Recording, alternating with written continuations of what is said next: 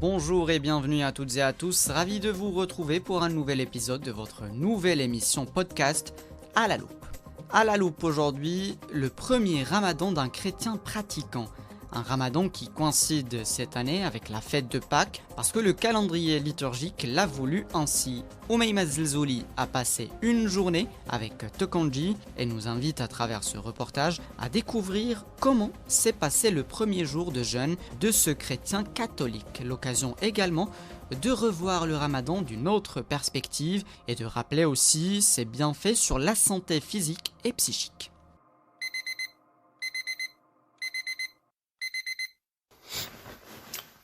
Je viens de me réveiller et c'est pas évident pour un gros dormeur comme moi de me réveiller en plein milieu de la nuit. C'est pas la joie, mais bon, on le fait pour la bonne cause, je vais dire. L'homme que vous venez d'entendre s'appelle Tokanji. C'est un jeune béninois vivant au Maroc depuis quelques années. Ce qu'il faut aussi retenir de lui, c'est qu'il est chrétien catholique, pratiquant qui est plus. Mais cette année, il a décidé de faire comme ses confrères musulmans. À 29 ans, Tokanji va faire son premier ramadan.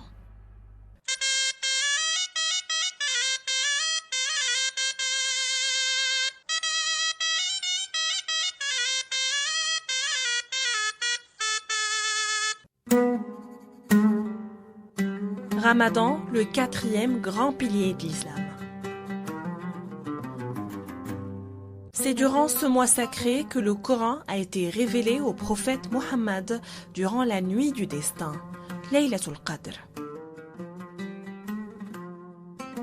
Dans le livre sacré, Dieu, Allah, proclame que le jeûne doit être suivi par les musulmans. En plus de multiplier les bonnes actions, il aurait également interdit de manger, boire, fumer et d'avoir des relations sexuelles entre le lever et le coucher du soleil. Une épreuve reconnaît Tokanji qui s'est levé en plein milieu de la nuit pour préparer son suhour, le repas pris juste avant l'aube, en amont de sa journée de jeûne. On va préparer ce qu'on va manger avant d'entamer le jeûne. Je suis quand même un peu emballé par l'idée de tenter cette expérience du jeûne et puis on va voir ce que ça va donner. J'avais déjà préparé 2-3 petites choses hier soir. Je vais juste réchauffer des trucs, me faire une omelette et puis faire 2-3 petites choses et puis voilà.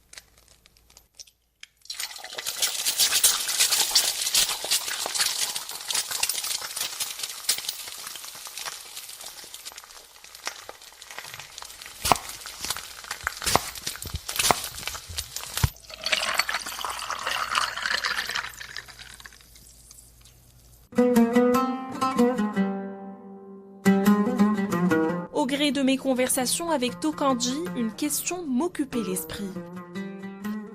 Pourquoi, lui, homme chrétien et pratiquant, faisait-il le ramadan, un mois si emblématique du calendrier musulman ?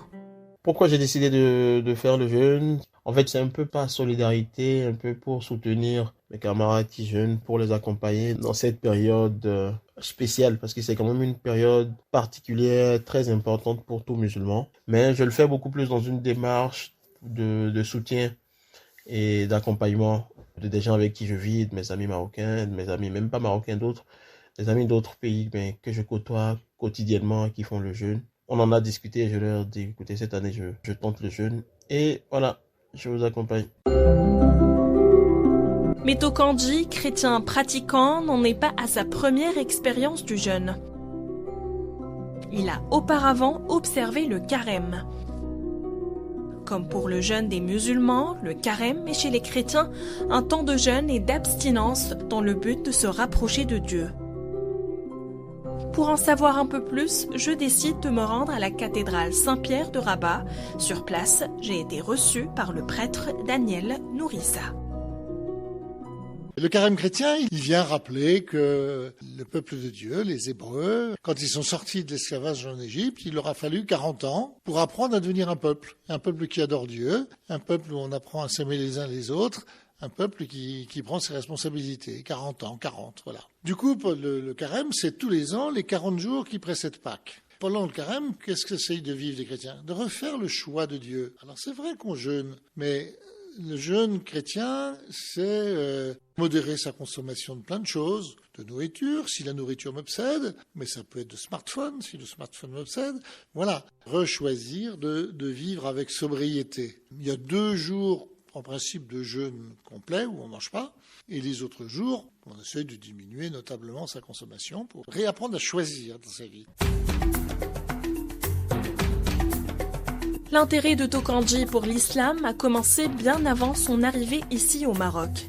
Né au Bénin, il a grandi à Parakou, ville majoritairement musulmane où chacun pratique sa foi en parfaite cohésion. Ce vivre ensemble, Tokanji l'a retrouvé au Maroc. Ayant beaucoup voyagé, il garde un souvenir particulier de la ville de Fès. Je pense à un séjour que j'ai eu à Fès il y a quelques temps. Il y a une certaine ambiance à Fès, les mosquées, on est passé devant la mosquée Al-Qarawin, on est passé dans plein d'endroits dans la ville, dans la Médina, etc. Il y a quelque chose de particulier à Fès. En fait, on sent tout de suite qu'on est dans la capitale spirituelle du Maroc. Je décide donc d'aller voir par moi-même ce qui fait de Fès la capitale spirituelle du Maroc. D'emblée, Fès me semble être un musée à ciel ouvert. La suite des âges y a bien laissé trace ses trésors. Sa médina est la plus ancienne du Maroc, la plus grande aussi. Fondée au début du IXe siècle par Idriss Ier, cette ville millénaire est l'une des plus anciennes cités de l'islam. Elle compte pas moins de 11 médersas, 43 écoles coraniques, 83 mausolées et quelques 200 mosquées dont l'emblématique université Al-Qarawiyyin. Un haut lieu du savoir et de la culture qui m'est présenté par un fin connaisseur du patrimoine de la ville, le professeur universitaire Mohsin Idrissi. La grande mosquée Al-Qarawiyyin a été considérée comme étant la mosquée principale de la ville, mais aussi elle a représenté une des premières universités du pays et considérée ultérieurement comme l'une des premières universités au monde. Et au sein de cette université, on avait enseigné pas seulement les sciences religieuses et la jurisprudence islamique, mais aussi différentes disciplines scientifiques, parmi lesquelles les mathématiques, l'astronomie et même la médecine. Et donc il a accueilli plusieurs personnalités du monde de la science et du savoir, pas seulement du Maroc, mais aussi de plusieurs contrées au niveau de l'Orient ou de l'Occident chrétien, parmi lesquels le pape Sylvestre, qui a assuré sa formation aussi bien en Andalousie qu'au Maroc, au sein de la grande mosquée Qarawiyyin à la fin du Xe siècle. La grande mosquée Qarawiyyin a joué un rôle éminent dans l'évolution de la culture marocaine, de la religion islamique au sein de la ville de Fès. Et puis le rôle de cette grande mosquée université s'est perpétué avec l'accueil de plusieurs étudiants de contrées et de régions différentes. Comme pour illustrer les contrastes de Fès, je me dirige du côté huppé de la ville pour rencontrer Dr Younes Shraibi. Ce chirurgien dentiste de profession prêche la parole de Dieu. Très suivi sur Instagram, il est ce qu'on appelle un prédicateur 2.0. Son agenda est particulièrement chargé en ce mois de Ramadan qu'il considère être une école de développement personnel. Malheureusement, beaucoup d'entre nous croient que le ramadan, c'est uniquement s'abstenir de manger, d'avoir des rapports sexuels et de boire. Dieu nous rappelle que ce mois est un mois d'imploration.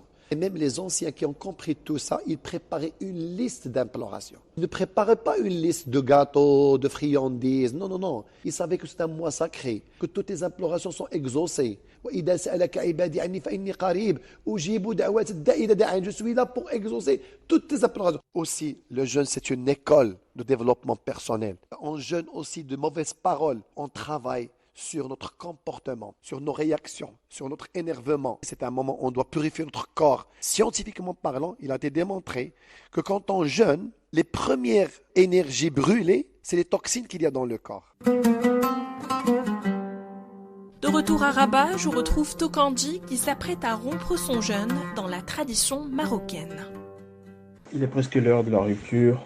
Mon copain que j'accompagne, il y a sa famille qui est passée tout à l'heure. Ils m'ont ramené plein de choses à manger. Finalement, je vais rompre le jeûne avec le classique, avec des dattes. Ça va être l'une des premières choses que je vais consommer. J'ai un peu de lait, du jus d'orange, de la shibakia classique, la harira. Je pense que ouais, je vais commencer par ça. Ça fait déjà beaucoup pour moi, déjà pour rien que pour rompre le jeûne. On verra après ce qu'on va manger un peu plus tard pour consolider. Et puis, le voilà arrivé, le moment tant attendu, l'appel à la prière qui marque la fin de cette journée de jeûne. Allahu Akbar, Allahu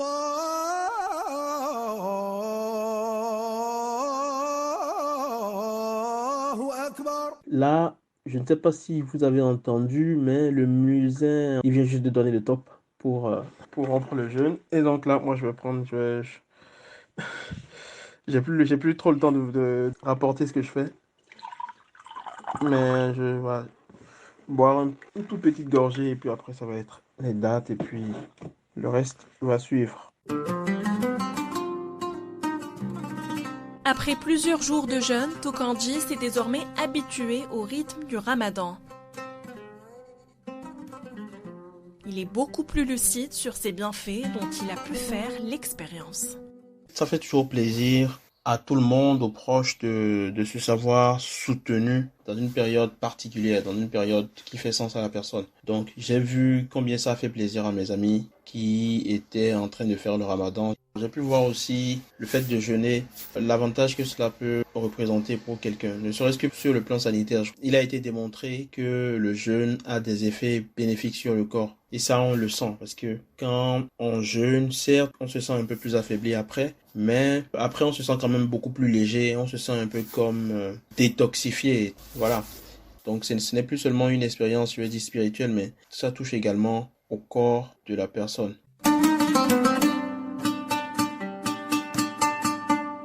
À l'instar de Tokanji, combien de non-musulmans seraient adeptes du ramadan au Maroc ? Aucune statistique n'est disponible sur le sujet. Et vous l'aurez compris, jeûner n'est pas exclusif aux musulmans. Il est pratiqué par chrétiens et juifs, c'est même très en vogue chez nos voisins outre-Atlantique qui, loin de toute spiritualité, revendiquent les bienfaits miracles du jeûne intermittent.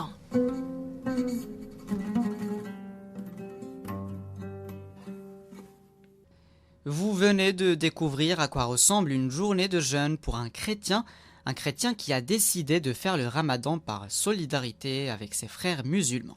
C'était le podcast À la loupe, un épisode produit par Omeima Zelzouli, et vous pouvez le réécouter samedi à 13h15 parce que À la loupe est le rendez-vous à ne pas louper. Et dans 2 semaines, retrouvez Selma Saidi pour un nouvel épisode de votre podcast bimensuel. D'ici là, portez-vous bien.